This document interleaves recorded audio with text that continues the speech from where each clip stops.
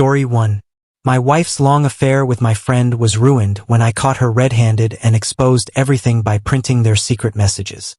So my wife, 26F, call her Mia, cheated on me, 27M, with a friend of mine, 27M, call him Jack. A bit of backstory: we met when I was 22 at another friend's wedding. She was a good friend of the bride and I was the groom, and they sat us at the same table so we would get together.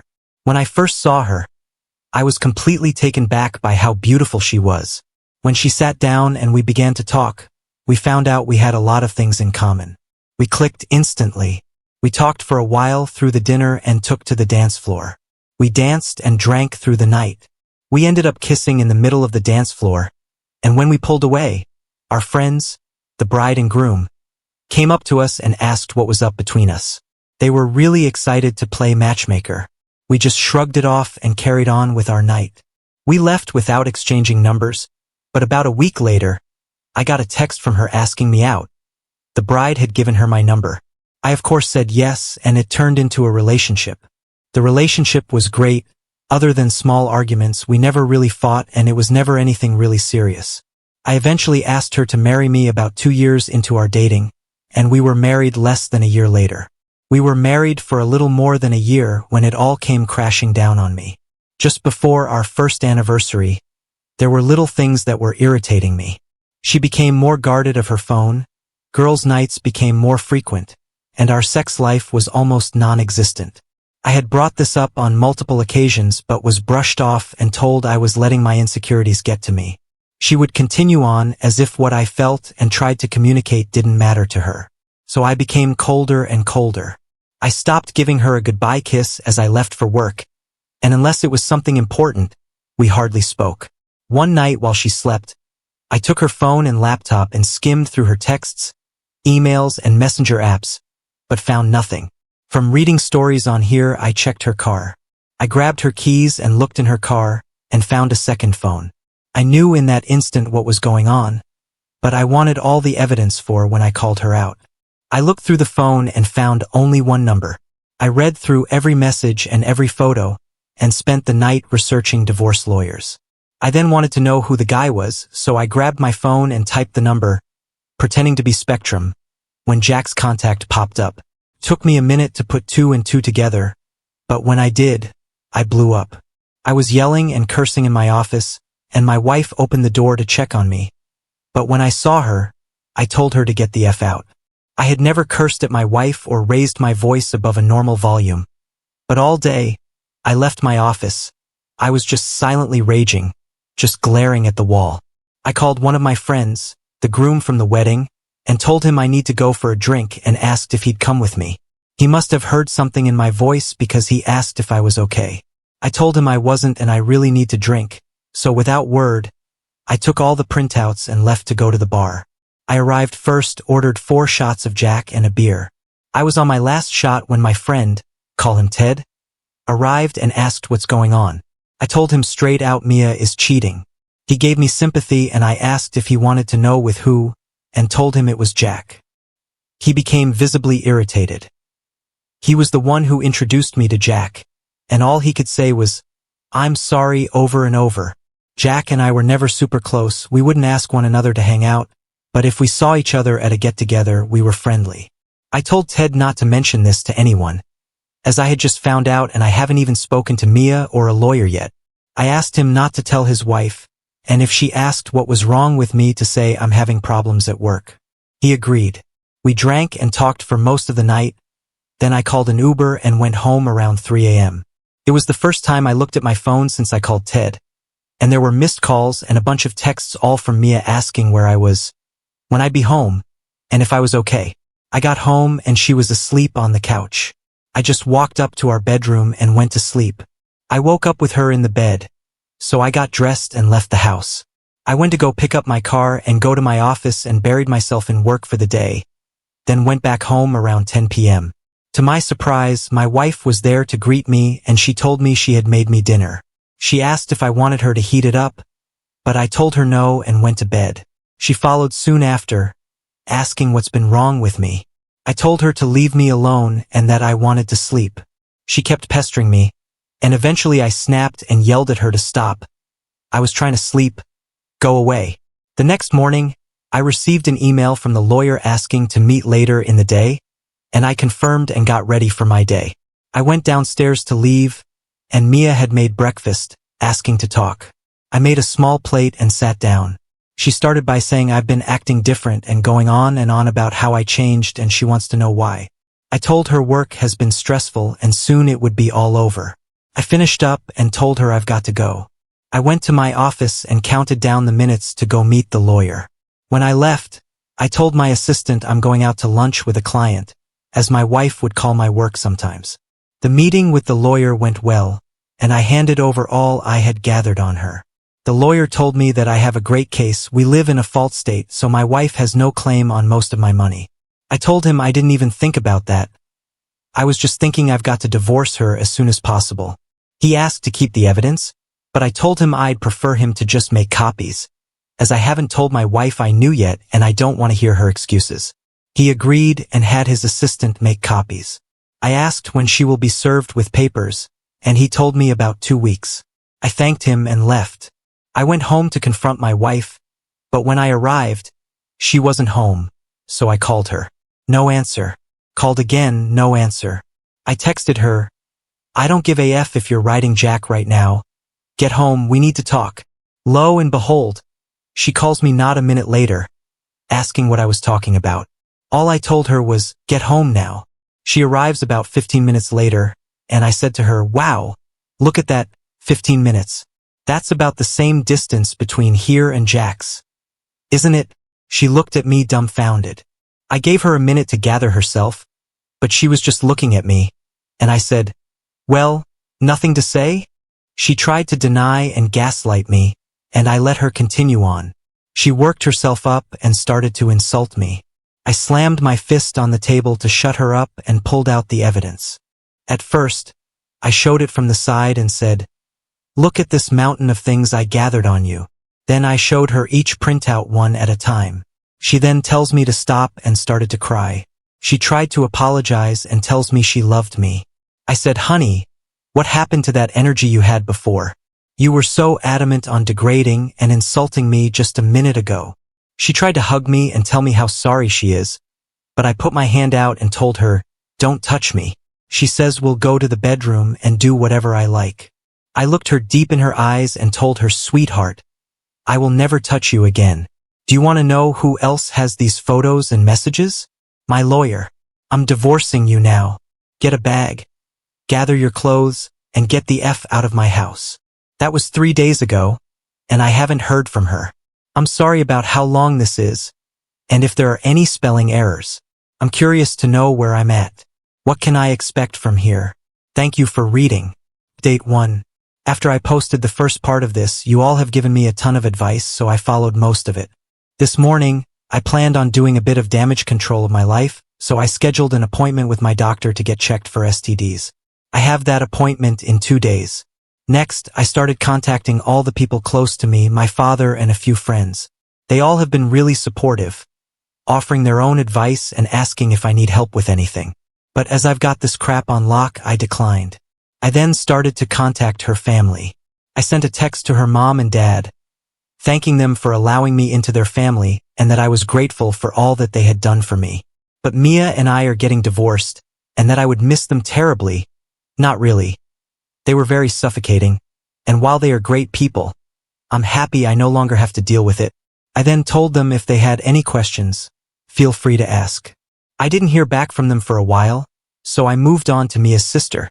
This kind of hurt because her sister and I were good friends, and I knew this would mess up that friendship. I texted her, hey, I'm sorry to have to text you this, but Mia and I are going to get a divorce, and I wanted you to know. I want to thank you from day one. You accepted me as a brother. I will be around if you ever need anything from me.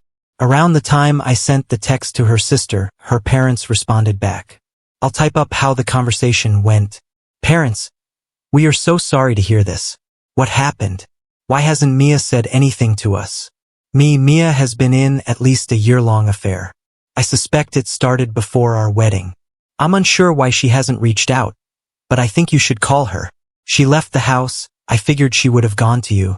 Parents. No, we haven't heard from her. We'll call her. Thanks for letting us know. Are you sure she was having an affair? Me, I am positive. I found their texts. Parents. We're so sorry that she did that. We'll try and get in touch with her. After dealing with her family, I moved on to Jack's fiancée. I sent her a text around 2 p.m. and asked if we could meet for a coffee or something. By 2:05, she agreed and told me to meet her at some gross hipster coffee shop across from her work at 2:30. I arrived first, ordered my horrible coffee, and waited for a few minutes. She walked in, ordered hers, and came and joined me. I told her, there's no easy way to say what I'm about to tell you, so I'm just going to blurt it out. Jack has been cheating on you with my wife. It's been going on for more than a year. She was obviously shocked, so I then told her I only found out a few days ago. I told her I know I should have told her then, but I had a divorce to get started and my own pity to deal with. She asked how I found out, so I told her everything that's in the first post. I then asked if she wanted to see the evidence I gathered, and pulled out a binder. She grabbed the binder and skimmed through the messages and pictures, and just started to silently cry. I told her she's more than welcome to take the binder, extra copies if she wanted to confront Jack with it or use it to see if he would lie. She thanked me, stood up, took the binder, and I told her if she needs anything from me to let me know. She nodded her head and walked out, looking very defeated. I know you all told me to just stay sober, keep a level head, and whatnot, but my world just came crashing down on my head. I'm gonna take this week to sit on my back porch, drink, smoke cigars, and blare music. After this week, I'll stop feeling sorry for myself and get back to my usual schedule. On a more positive note, I've already packed up most of her things, clothes, jewelry, etc. I also threw in our wedding book and every photo that has her in it. If and when she comes back for her stuff, I don't want her here any longer than she needs to be. Also, before you ask, no, I didn't ruin her clothes. Other than a few picture frames, nothing's broken. As of right now, there's nothing else happening. I told everyone I needed to. My doctor's appointment is scheduled. My lawyer's hard at work to get me out of this nonsense. And 90% of her things are in boxes. I really don't know what's left if she stays out of my hair. This might be the smoothest divorce ever. Thank you for reading, and advice is always appreciated. Update 2. Hey everyone. I'm sorry I've been missing in action for a while and didn't respond to comments and messages, but I think I've caught up now. For the update, since the last update, I've been enjoying my pity party, drinking, and more drinking. I'd say this is my first semi-sober moment since I found out about everything, and I can't really put into words how I feel. I guess numb is an accurate word. In the last update, I told you all I notified everyone, and the only one that didn't respond was my sister, who I was very close to. Well, that night after I wrote the update, I had continued my drinking binge and passed out on my back patio with a bottle and a few beer cans surrounding me. I woke up to the smell of breakfast being cooked. My first thought was, oh Christ. Mia came back and thinks that breakfast was going to make up for what she's done. I worked myself up to a rage and threw myself out of the chair, ready for a screaming match. But to my surprise, it was my sister, call her Emma. I stood there for a moment, trying to calm myself back down, but when Emma saw I was awake, she sprinted to me and wrapped her arms around me. She didn't say anything to me. She just took my hand and led me to the table and put a plate in front of me. As I ate, she told me how sorry she was and that when her sister showed up to her house and just said that we were having problems and it would be fine in a few days, then told her that when I texted her that we were divorcing, she asked me if it would be fine. Apparently, Mia just broke down and told Emma everything. I scoffed and said there's no way she told you everything, and proceeded to tell her all that happened. Emma told me that Mia had said it was a one-time thing and that I was blowing it out of proportion. I told Emma that I have no intention of getting back together with Mia, and if that is why she's here, she's wasting her time. I told her if she's in contact with Mia, Emma needs to tell her to find a lawyer. Emma laughed and said she wasn't here for her sister.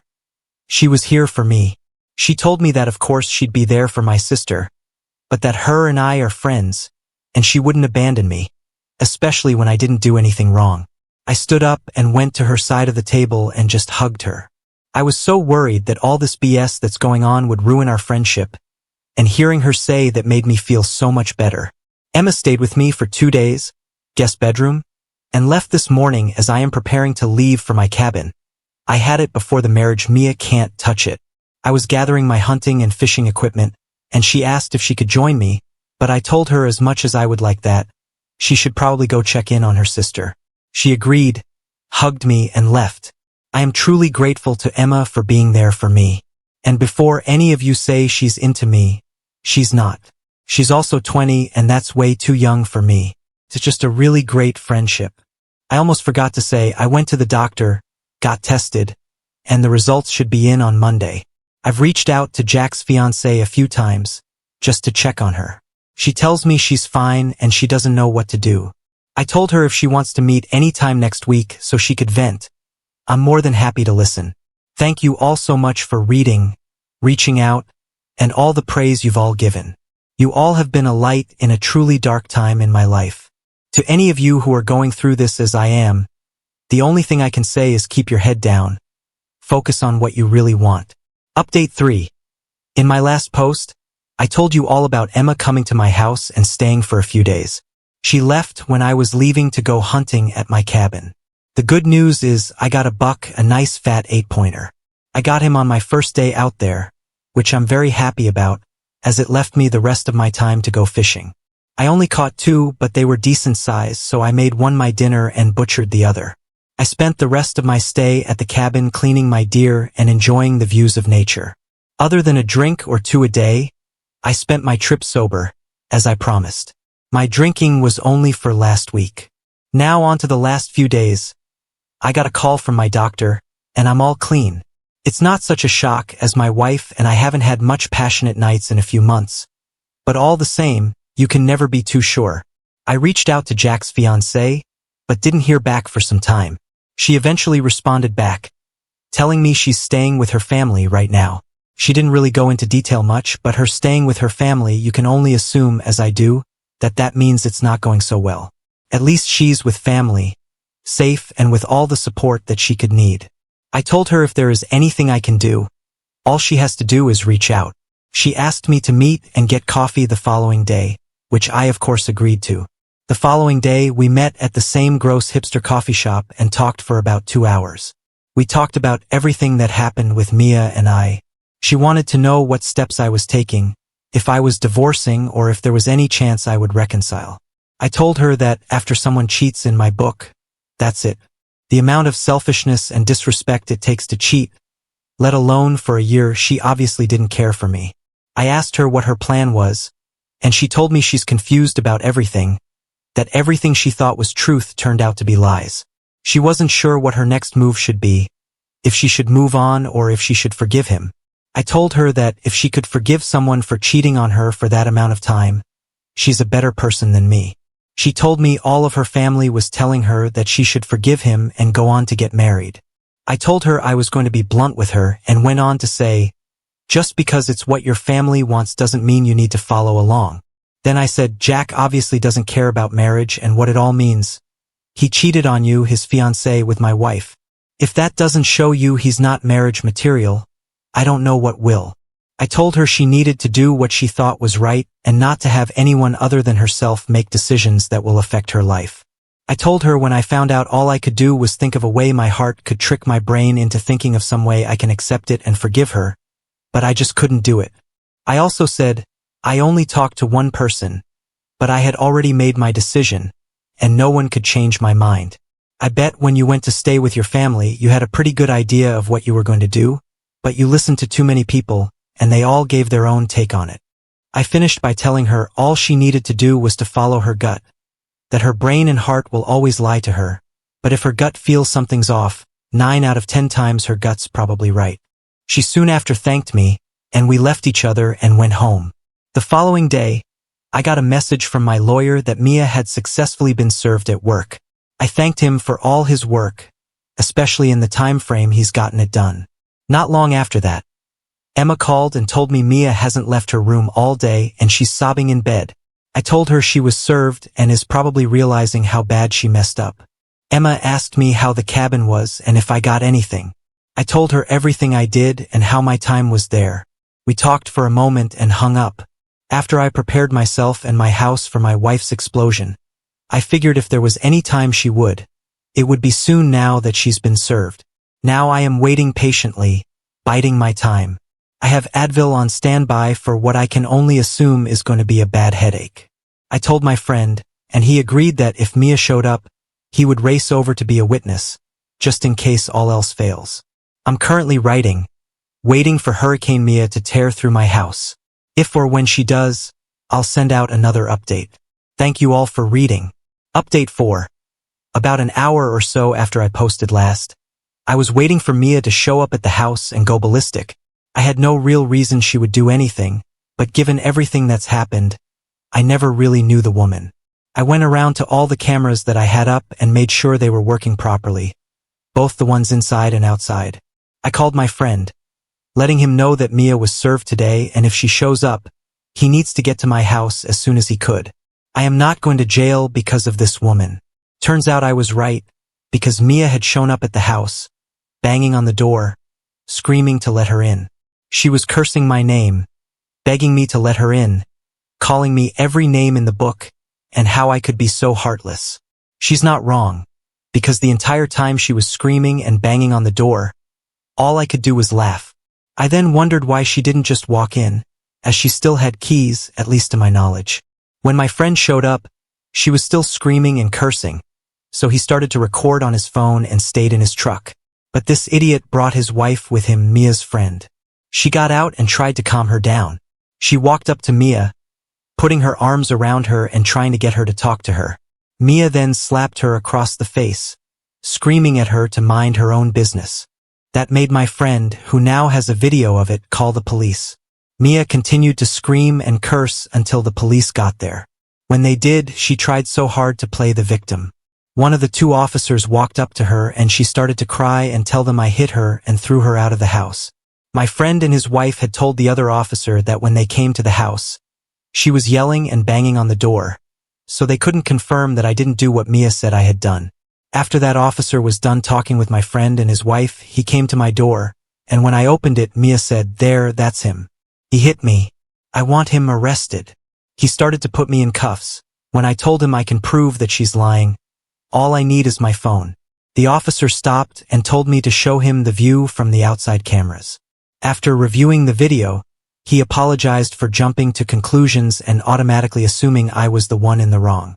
He then told me that they received 15 calls total from my neighbors, and apparently during Mia's rant, she had screamed out, "He hit me." So the officers had already made their judgment. After having to deal with the police for about a half hour, Mia ended up being put in cuffs and charged with disturbing the peace, public intoxication, and a DUI. As the police took me into the car, Emma showed up and came to me, asking what had happened. I showed her the video on my phone of it all. The officer then came up to me to hand me the case number and some other paperwork. Emma started to ask questions about the charges, so I just went back inside. Emma followed soon after and sat next to me. She told me she left her house for 10 minutes to run to the store, but when she got back, Mia was no longer in the living room, so she thought Mia had gone to bed after she drank too much wine. Emma and I talked for a while, and she asked me if she could stay the night.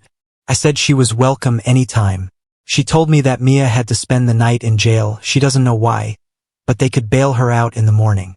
She told me that when I went back inside, she called her parents to let them know what was happening and to see if they could bail me out, because Emma doesn't have that kind of money. We had a beer together and soon went to bed. When I woke up in the morning, Emma had already left to meet with her parents. I haven't heard from Mia, Emma, or their parents, but I don't think it's a fun conversation. Update 5. I haven't heard from Mia since that night, but my lawyer was contacted by hers, letting him know he'll be representing Mia. Finally, we can start this process.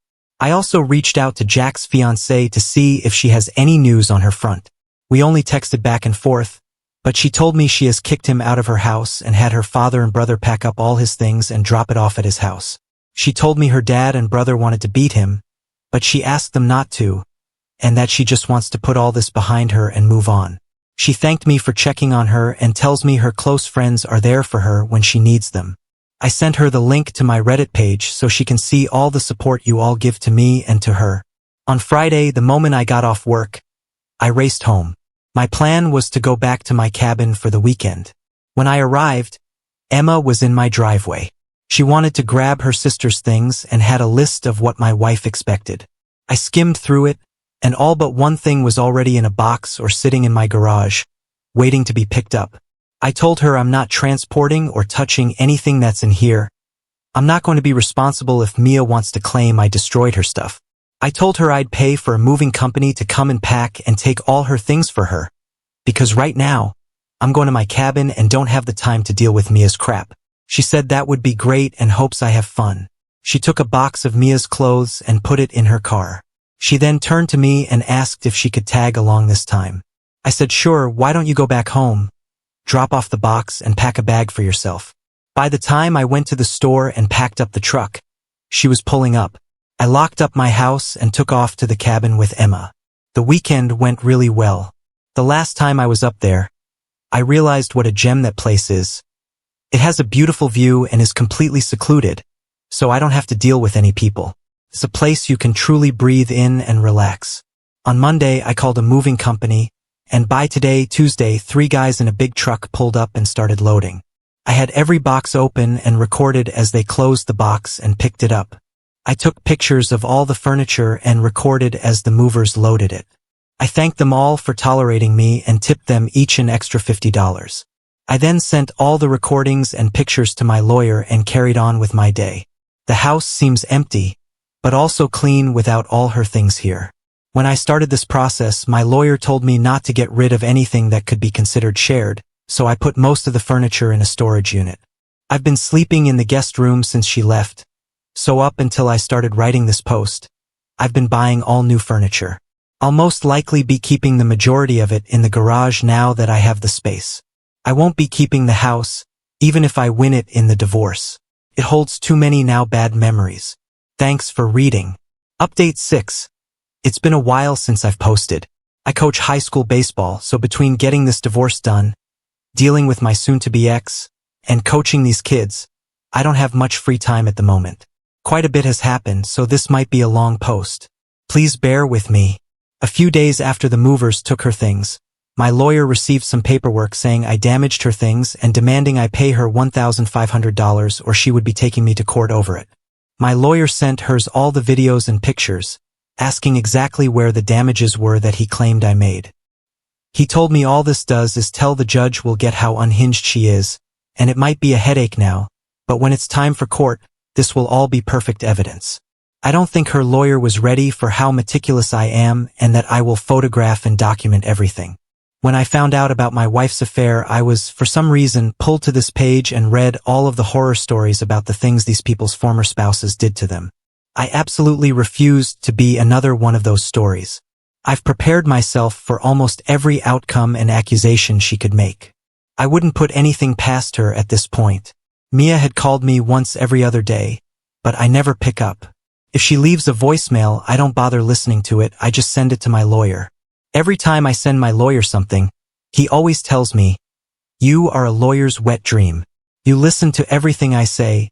You gathered a mountain of evidence on your own." I have yet to have a client that has done so well.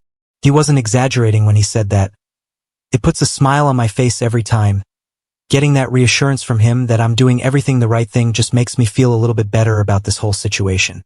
About 2, maybe 3 weeks ago, my lawyer told me that we have enough evidence to bury her outside of court, and if it fails, it would look good on us for trying.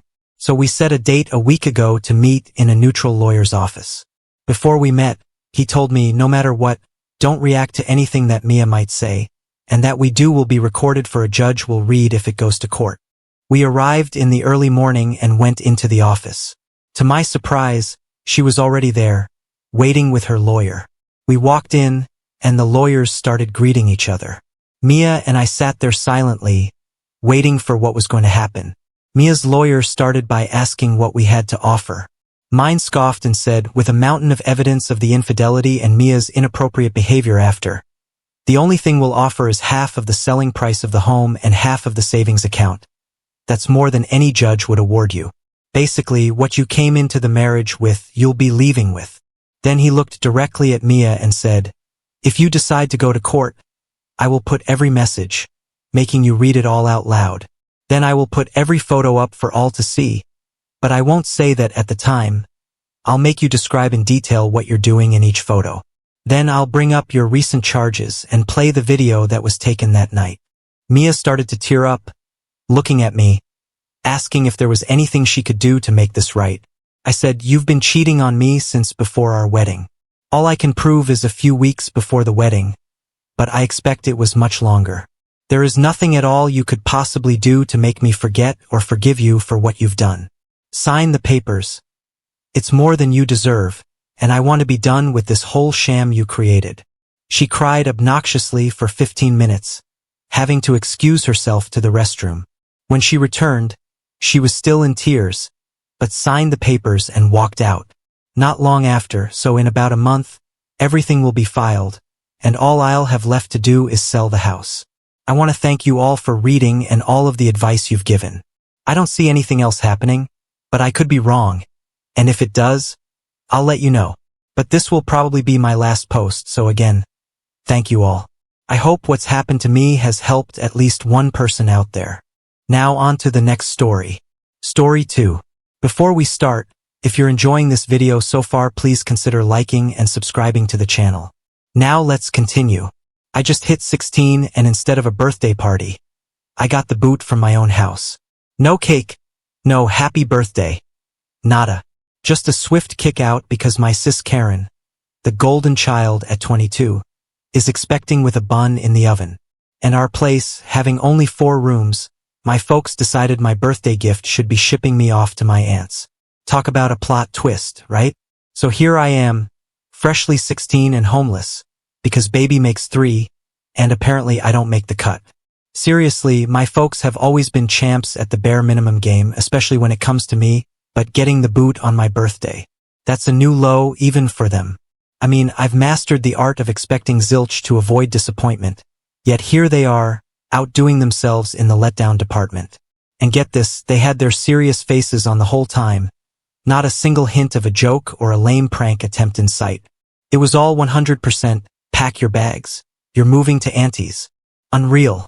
Right after dropping the moving out bombshell that they needed my room for the new baby and declaring I was old enough to live elsewhere, we hit this awkward silence. Like a total dead air moment. Then, they toss in this bit about still covering my bills until I'm 18, promising I won't starve or anything. As if that's supposed to smooth things over. But the kicker? They straight up said keeping me under the same roof just wasn't in the cards anymore. Yeah, 'cause apparently space for me is where they draw the line. I tried not to get into a fight, but I couldn't help asking why not just turn the guest room into the nursery. After a bit of hemming and hawing, they finally spilled the beans. They'd reserved that space for Karen's boyfriend to crash. So, let's break it down. My parents have their sanctuary, Karen and her +1 snag a spot, and even the unborn kid gets its own digs, and me? Well, I'm apparently the odd one out in this room roulette. Karen was conveniently Mia during this whole showdown, probably to dodge the guilt trip of seeing me get the boot. Despite our age difference, we've never really been at each other's throats. Our vibe was more like courteous roommates than siblings. But this move, if she's on board with shipping me off to make room for her upcoming bundle of joy and her boyfriend, it's a cold splash of reality. Maybe she's not the sister I thought she knew after all. The sting was sharper because it all went down on my birthday, but I kept my mouth shut and just nodded. I've come to terms with the fact that my parents are a lost cause. No words of mine will ever make them love me the way I wish they would. That harsh truth has sunk in deep. So, after getting the move-out memo and being told to crash with my aunt, I trudged up to my room not to sulk but to pack. It was a silent concession to a battle I realized I'd never win. They pitched in with the packing, but it felt more like they were hurrying me along than offering genuine help. When it was time to go, they drove me to my aunt's, chatting away as if we were on some happy family outing, completely oblivious to my silence and the world passing by outside my window. At my aunt's doorstep, there was no goodbye hug, no kiss, just a quick drop-off. My aunt, on the other hand, greeted me with open arms. She's always been more like a mother to me, genuinely enjoying my presence and showing me the love my own parents couldn't muster. I opened up to her about the whole ordeal, pouring out my disappointment. She was stunned, asking me to go over the details again, as if she couldn't believe what she was hearing. So, I repeated everything that had taken place that morning, and her smile was instantly replaced with a frown. She didn't say anything to me, but grabbed her phone and said that she had to make a call, going to the other room. I didn't hear anything for some time, but then I heard the sound of my aunt fighting on the phone in a high voice. That's rare because my aunt rarely ever screams at people, and she's a really soft-spoken person, so I knew someone must have pissed her off pretty bad for her to lose her temper like this. Then, she came back to the room, all red in the face and still looking very annoyed. I learned that it was apparently my parents who had pissed her off so badly.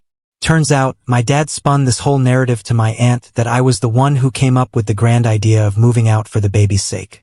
He made it seem like I was all for leaving my childhood home behind to bunk with my aunt. That's the only reason she was cool with the arrangement. She thought I wanted this. She accepted it because my dad said so.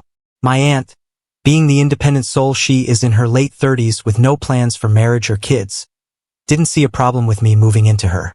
I was just a new roommate, an addition to her single life, not a burden.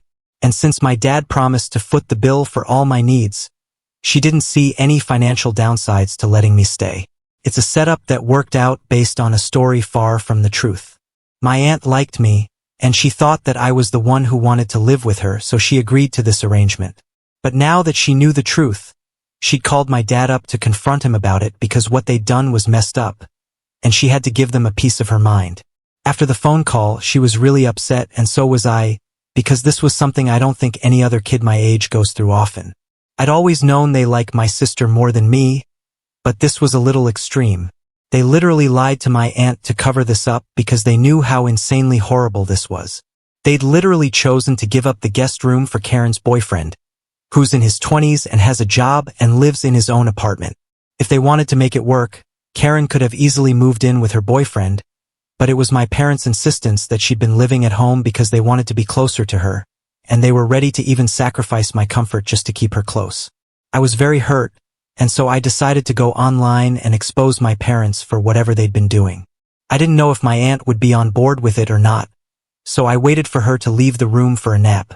In a whirlwind of emotion, I poured everything into a post on my phone, detailing not just the cold birthday eviction, but the years of feeling like an outsider in my own family. It was more than a recount. It was a raw, unfiltered glimpse into my breakdown, a moment of vulnerability where I laid bare the neglect and favoritism I'd endured. The act of typing it all out was cathartic, yet heartbreaking, and by the time I hit post, tears were streaming down my face. I powered off my phone, a part of me terrified of the fallout for my digital confession.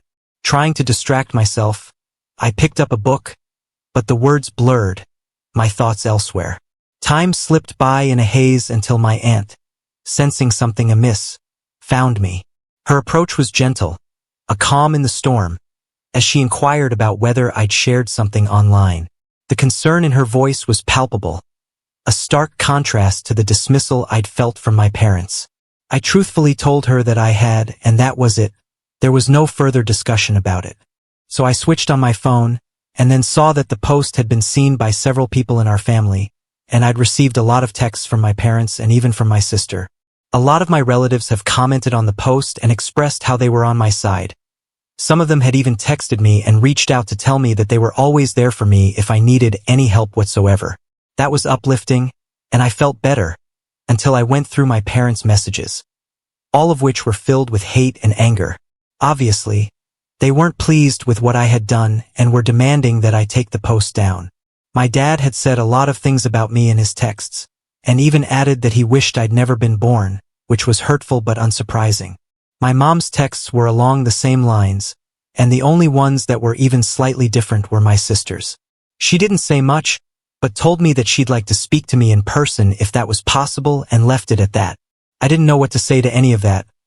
I was just very overwhelmed by all the people I had to respond to, so I just kept my phone aside again and didn't say anything to anyone for the next couple of days. But what I did was block my parents because I didn't have any intention of talking to them anymore. With the law on my side, ensuring my parents' financial support until I'm 18, I saw no reason to maintain any relationship with them. My aunt, now my rock, seemed to agree. If my dad reached out to her in the aftermath, she gave no indication, and we moved forward as if the world outside our solidarity hadn't shifted. Her unwavering stance was all the affirmation I needed. Her support was my sanctuary in this upheaval. In the silent days that followed, my parents became distant memories, their presence in my life reduced to the bare legalities. But then, out of nowhere, they appeared at my school, their expressions stormy with disapproval. My friends, clued into the family saga, rallied around me, forming a protective circle, a barrier of loyalty ensuring I didn't have to face my parents unless I chose to. In that moment, surrounded by my friends' resolve, I felt a strength I hadn't known before, bolstered by the knowledge that I wasn't facing this alone. But they kept yelling out my name and I had to respond. I walked right up to both of them and told them that I didn't want anything to do with them anymore. But they didn't pay any heed to that and told me that I needed to come home with them right away. I didn't understand why all of a sudden they wanted me to return with them when they made it so clear in the past that I was not a priority for them at all, and felt like this was just them trying to redeem their image and reputation among their family members. So, I told them that I wasn't going anywhere with them until they told me what was going on. As a way to try to get to know why they were acting like this all of a sudden, on one hand, they looked pissed off, and on the other, they still wanted me to come back home with them. They told me that they didn't want my friends hearing this, so I told them to back off a little so I could speak to them in private. Once my friends were out of earshot, my parents told me that they were here to take me back because I wasn't answering any of their calls or texts, and they needed me to come back so that they'd be able to get their inheritance. They explained that, after I made that post, pretty much everyone in the family had become aware of the situation, and it had reached my grandparents. My paternal grandparents are quite well off, and they frightened my dad by saying that if they continued to treat me like this, then he'd lose his inheritance. They'd been told that if they didn't try and reconcile with me, treat me better and make sure I was loved and looked after, then whatever my father was supposed to inherit would end up going to my aunt, since she was the one taking care of me, even though she didn't need to. And my dad couldn't afford to lose the inheritance. In the complex weave of family dynamics and financial interests, my parents' sudden appearance wasn't just about reconciliation or concern. It was tethered to a substantial inheritance, a detail that cast their motives in a starkly pragmatic light. Despite their considerable income, the allure of added wealth was tempting, a sentiment I could understand from a purely logical standpoint. Yet, had our roles been reversed, I would have approached the situation with more tact and authenticity, not masquerading self-interest as benevolence. Their attempt to persuade me to return, framed as if they were extending me a favor, only highlighted their self-serving agenda. In truth, their actions were for their benefit, not mine, a reality they failed to disguise with any semblance of genuine concern. My response was dismissive, an explicit rejection of their financial maneuvers. I refused to be swayed by their pleas, walking away as their calls fell on deaf ears. The journey back to my aunt's house was a quiet reflection of the day's tumult. Upon sharing the ordeal, my aunt's frustration mirrored my own, prompting her to seek legal counsel. The aim was clear, to explore the possibility of altering the custody arrangement, despite the current legal standing that favored my parents. The pursuit of a change was driven by a desire for stability and genuine care under my aunt's guardianship, a stark contrast to the conditional support offered by my parents. I also called up and thanked my grandparents for trying to fix this, but I also told them that I really didn't want to go back to living with my parents because now that I spent a couple of days living with my aunt, I finally felt like I was free. Living with my parents had been nothing short of suffocating, and I kept hoping that things would change, but they never did. My grandparents didn't live in the same city, so we didn't meet often, but whenever we did, family gatherings and the holidays, my parents were always on their best behavior so they wouldn't know how I was treated at home. It wasn't as if I was treated with cruelty, but it was more like ignorance and avoidance. On the surface, it all seemed fine, but if people spent a couple of days with me at my parents' house, they'd know that they mostly pretended I wasn't even there and cared only about my sister. And after she got pregnant, that just got worse, and I was pushed to the sidelines altogether.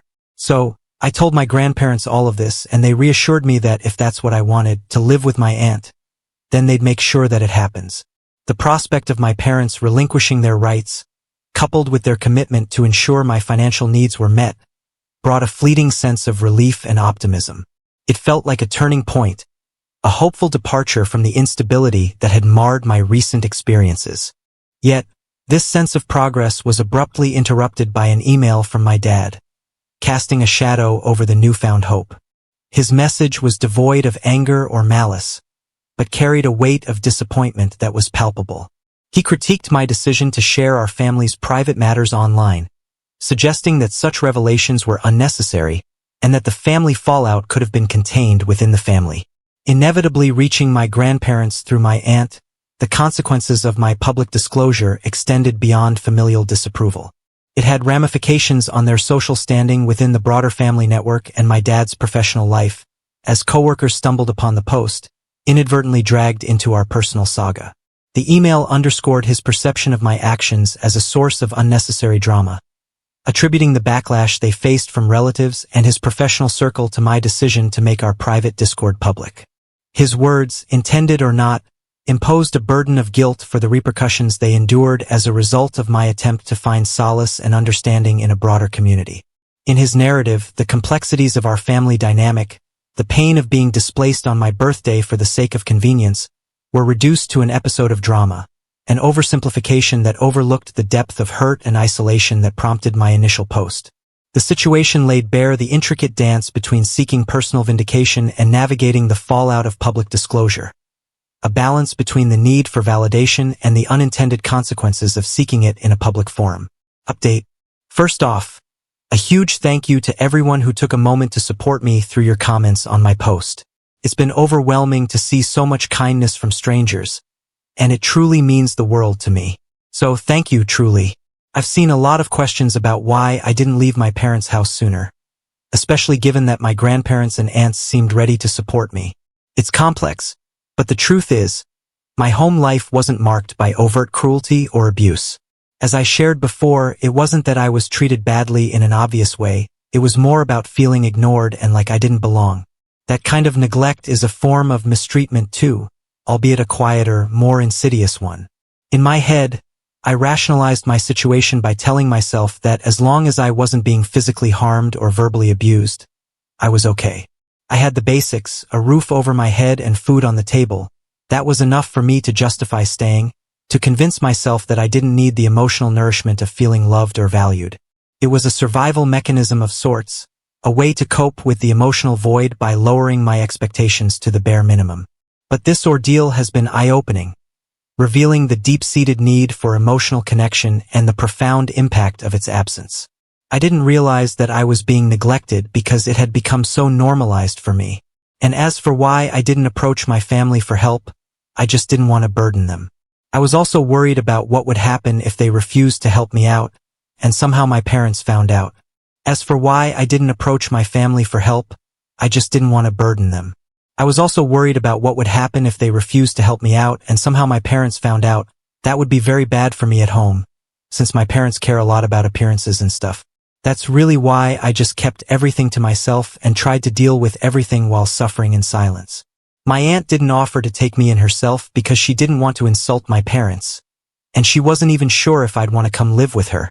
So we didn't do this earlier, but now that this is what's happened organically, I guess it all worked out for the best. It happened a little late, but still better late than never. She's in talks with a lawyer right now to get my custody rights transferred to her, and it's going to be a hell of a task to convince my parents to give up their rights, since now the inheritance is at stake. But even if this goes to court, I know that my grandparents and aunt will have my back. My aunt's recent apologies have added a layer of healing to this entire situation. She's expressed regret over not reaching out to me sooner, recognizing the neglect I endured under my parents' roof. Her hindsight insight is bittersweet. It's comforting to finally have my feelings acknowledged. Yet there's a pang of sadness for all the years of missed connections. This acknowledgement, however, has cleared the air and significantly lightened the emotional load I've been carrying, casting a hopeful glow on the path forward. Regarding my sister, her reaching out has thrown me into a state of uncertainty. In the wake of everything, her text asking to meet in person left me at a loss for words, leading me to ignore it initially. Our relationship has always been marked by a certain distance, mirroring the emotional detachment characteristic of my parents. The assumption that she was behind the push to have me move out making room for her expanding family, soured my perception of her. It felt like a betrayal, intensifying the sense of isolation from my family. However, her attempt to reach out suggests there might be more to her side of the story, hinting at complexities I hadn't considered. The possibility that she might not be the antagonist I'd painted her to be in my mind is both confusing and a potential avenue for reconciliation. As much as I had prepared myself for further alienation, her gesture opens the door to a conversation that could either mend fences or confirm my fears. Navigating this uncertainty is daunting, but it also presents a sliver of hope that there might still be room for understanding and healing within my fractured family. So I didn't get back to her. We had a weird, tense, strained relationship, but I still liked her better than my parents, since she'd be nice to me whenever we did speak, and it wasn't her fault that my parents liked her more than me. When 3 days ago she texted me again and asked me to visit her, I decided to call her and ask why she wanted to see me. I wasn't going to go back home, which is where I assumed she'd be, but to my surprise, she told me that she was living with her boyfriend at the moment and wasn't feeling well enough to go out.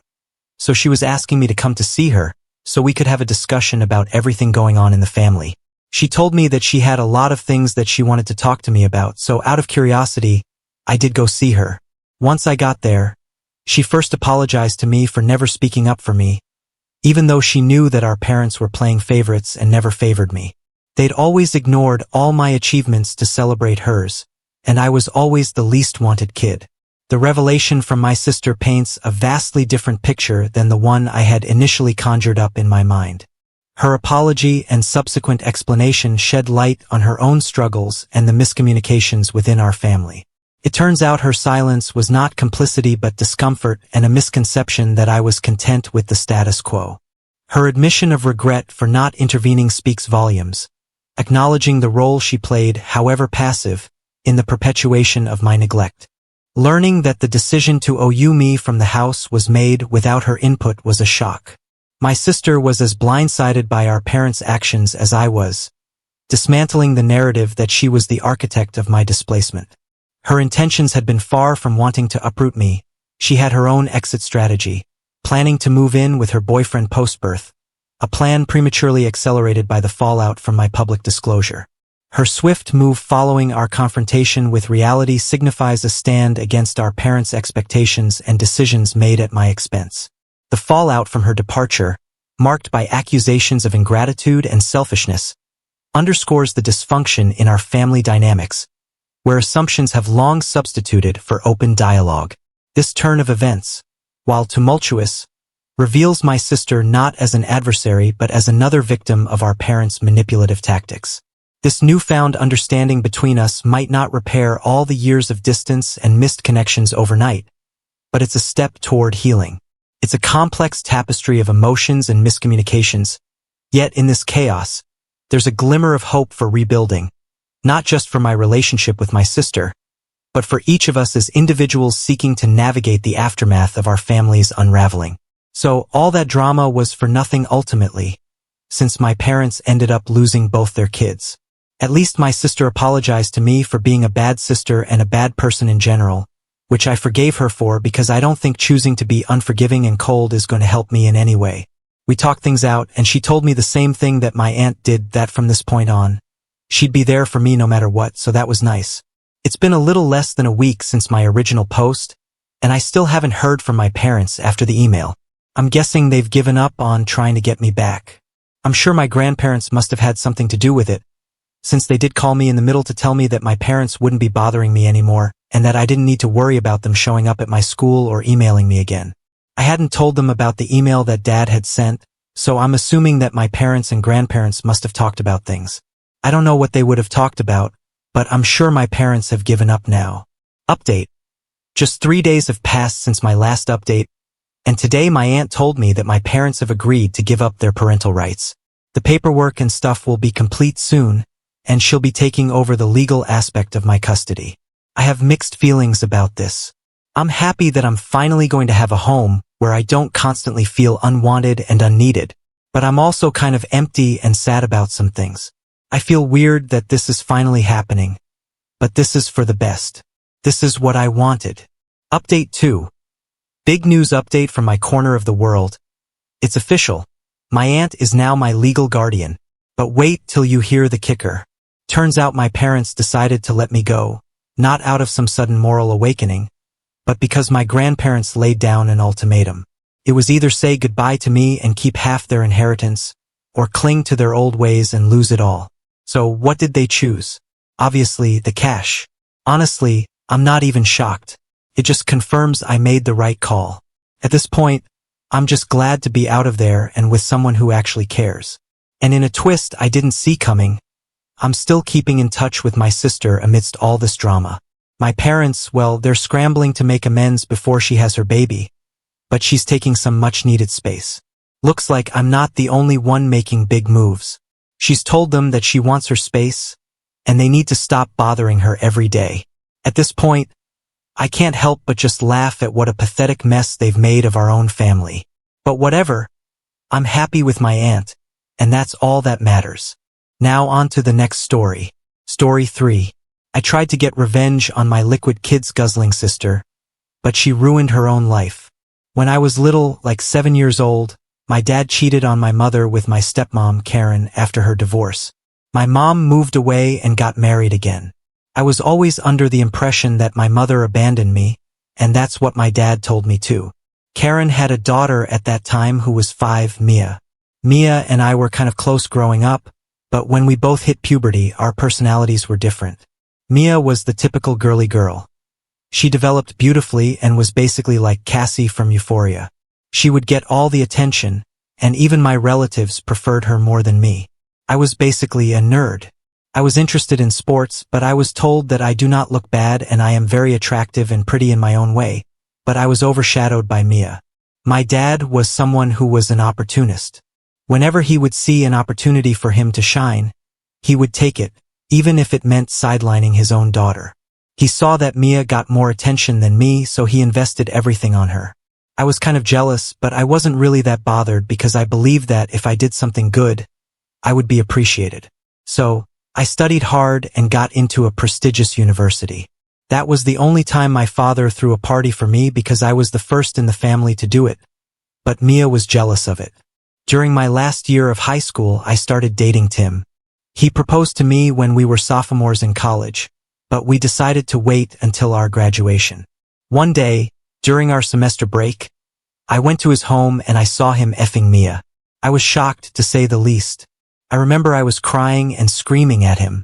I could never forget the smirk on Mia's face. That's when I knew Mia was a B-word. My dad and stepmom knew about it, and guess what? My dad told me to forgive them. His logic was that Tim fell out of love with me, so he fell in love with my sister. I shouted back, "Of course you will say that, because you cheated on Mom." My dad and I had a screaming match, and he told me he would disown me if I do not accept them and come to their wedding. I remember that I stormed off and I cried for days. That's the moment I realized I was alone. My dad didn't care if I was dead or alive. I started therapy after a friend of mine pushed me to it. It did help a bit, but in my mind, I wanted some revenge. I wanted to be petty and make her regret it. I started thinking about what I could do. My initial plan was to wear white on her wedding day, but then I ran into Mia's ex, Jay. Jay and Mia have been one of those couples who were on again, off again. Mia exploited Jay a lot, and the last time they broke up was when Jay caught Mia flirting with one of his friends. When Jay learned about Mia and Tim, he was a little angry. He kept saying he wishes he could just take revenge on all the times Mia has done him wrong. So I had another plan. I asked him to be my +1 at her wedding. I know Mia still has feelings for Jay, and it would piss her off. But we agreed that after that we would part ways. When the wedding came, I was not in the wedding party. My dad was cordial with me because I wasn't creating trouble. So, I went to her wedding with Jay, and I was wearing a bright red dress because I read that red means you slept with the groom.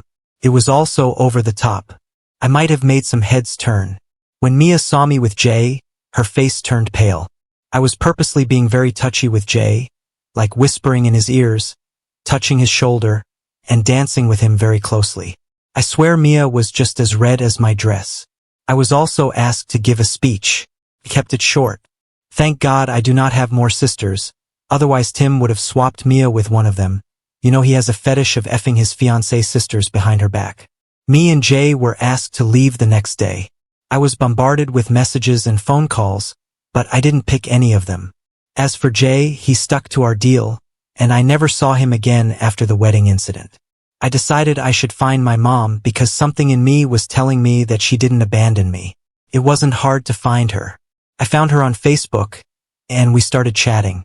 She is married and has 2 boys, my half-brothers. I got the real story from her. She didn't abandon me. My father won the custody case. He used my mom's past substance abuse to take away her visitation rights too. We reconciled, and for the first time in my life I felt welcomed. I also met my stepfather and my 2 brothers. They are amazing people. Since then, I would regularly meet them. 2 years after the wedding incident, I met a guy, Andy. We met during an alumni program in our college. He also went to our college, but he was 5 years my senior. We had a lot in common. He was kind, sweet, and very mature. He knows about my past and has been really supportive. He was better than Tim in every other way. He was charming and had a really high position in his job. After 2 years, my sister contacted me out of the blue and told me she was pregnant and she now wants to bury the hatchets. I was very reluctant. I was afraid that she would try to steal Andy away from me as well. But Andy reassured me he is not that weak. Honestly, I do wanted to meet Dad again, so I gave it a shot. Anyway, I went on dinner with Andy, and to my surprise, Tim recognized him. It was later revealed to me that Andy was basically Tim's boss. This is the fact I didn't know. My dad and stepmom brought me to a corner and said that my relationship with Andy is unacceptable because I'm trying to hurt my sister by dating Tim's boss. I told them to F off. My love life is none of their business. The dinner went sour after that. I got a drunk call from Tim that he is very unhappy with my sister and that he actually wants to escape. He never knew what he lost until he saw me with Andy. I ignored him totally. Then the phone's calls didn't stop. First, it was my dad telling me that me dating Andy is causing tension between my sister and Tim. I told him their marital life is none of my business. I got a call from my stepsister who asked if she could come to my house and talk. I told her after the dinner party, I want nothing to do with any of them. That BTCH didn't listen. Instead, she went to Andy's office to convince him to talk to me. Of course, Tim saw this and accused her of trying to seduce Andy, like he seduced him. Long story short, and he had to fire Tim for his misbehaving. This caused even more tension. Tim became verbally abusive towards Mia and said his life was ruined because of her. They separated. Tim is trying to figure out how can he handle the divorce proceedings. After the Tim and Mia drama, my dad suddenly showed up in my apartment. He was bawling his eyes out that he caught Karen sleeping with his male cousin. He was devastated, so I told him what he said to me when Tim cheated on me. Karen fell out of love with you, so she fell in love with your cousin. You should give them your blessing instead of being petty. My dad was confused. I further told him, well, you taught me this, remember? When I was sad about Tim cheating on me with Mia, you told me to forgive them. My father's face was rotten to say the least. Now, I have 2 family members who are going through divorce. Tim and Mia tried to reconcile, but eventually, they settled for divorce. My dad did apologize to me for what he did to me and Mom. I told him that he deserved what's coming for him and that I have no feeling left for him. Not even pity. If the time ever comes, I might forgive him, but I don't want him anymore. He will not be walking me down the aisle. Andy and I are recently engaged. We are having a small ceremony with just close friends and family. I was only planning for a petty revenge, but karma got them better. Now on to the next story. Story 4. My ex-wife came out as a lesbian and left me and my daughters 3 years ago. 3 years ago, my wife came out as a lesbian. We've been together for many years. In fact, our oldest daughter was 14 at the time, and my youngest was 10. Our life was good. Both me and my wife worked, so we had stable finances, and I thought we were happy. That was until one evening. My wife sat us down and explained that she was in love with a female colleague from her workplace and that she wanted to be with her. She said she was sorry, but she had to find out who she was, and that would only be possible if she'd let her old life behind herself. blah blah blah, the typical breakup nonsense. On that day, she left us and cut off contact for me and my daughters. The world fell apart. I knew that I now had to take care of my daughters all by myself. I was in a state of depression for a long time, but I kept fighting for my daughters. Every attempt to contact my ex-wife failed. Luckily, I found a much better paying job that made it possible for me to give them the world. My daughters had good grades in school, and I knew that our life would soon be better again. But once in a while, when I took my youngest daughter to bed, she asked if I would leave them like Mom. I hugged her and gave her a kiss on the forehead and promised her that I would never leave them and that I loved them more than anything in the world. I was so angry at my ex-wife because she was the one that gave her those feelings. I wonder if she ever realized what she had done to our daughters. Fast forward to a few weeks ago. My daughters and I sat in the living room, and I told them that because Christmas month was already next month, they should write down what they want for Christmas. My oldest daughter is now 17, and my youngest is now 13. While they were busy writing, the doorbell rang, and I wondered who it was. When I opened the door, I froze in shock. It was my ex-wife with a big smile on her face. She said she was happy to see me and she tried to hug me, but I refused to hug her. My oldest daughter then came up behind me and asked me who it was. When she saw her mother, her facial expression immediately changed. I've never seen her so angry. My ex-wife tried to apologize, and she wanted to hug her, but my daughter pushed her away and shouted at her to leave and that she never ever wants to see her again. Then my youngest daughter also joined us. She just got angry too, turned around, and went to her bedroom. Then my oldest one followed her to comfort her. From the look on her face, I figured she was ashamed, as she should be. I asked what she wanted. She said that the last 3 years weren't good years for her. She constantly thought of her daughters and wanted to see them again, but for some reason, she never came by because she was expecting this exact response from them.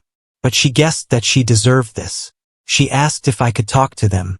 I told her that I could tell them she was sorry and let them decide, but I will not push them into doing anything they don't want to. She was okay with that and left. She also left me her new number to contact her. I then got into my daughter's room. She cried in the arms of her older sister. I told them what their mother had told me. I told them that if they'd want to meet her, they could do that. It would be okay for me. My oldest daughter said that she cannot forgive her for doing what she did and that I was everything they need. Felt good to hear this, really good. I always thought that being a single parent would mean that I might never be enough for my children. Hearing this made me so happy. My youngest daughter then said that she always thought she missed her mother, but now that she had seen her again, she never wants to see her again. I texted my ex-wife about that. She read it, but she didn't respond. But she didn't give up that easily. She showed up at our house once more while my daughters played table tennis outside.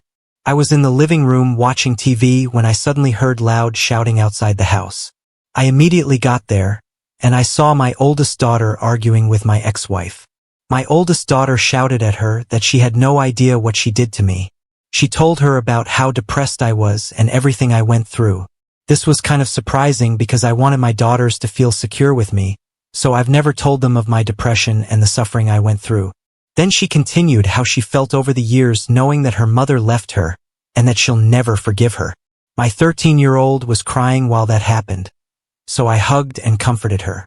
But I also didn't want to interfere because if my oldest daughter wanted to tell her mother anything, I'm not going to stop her just to protect my ex-wife's feelings.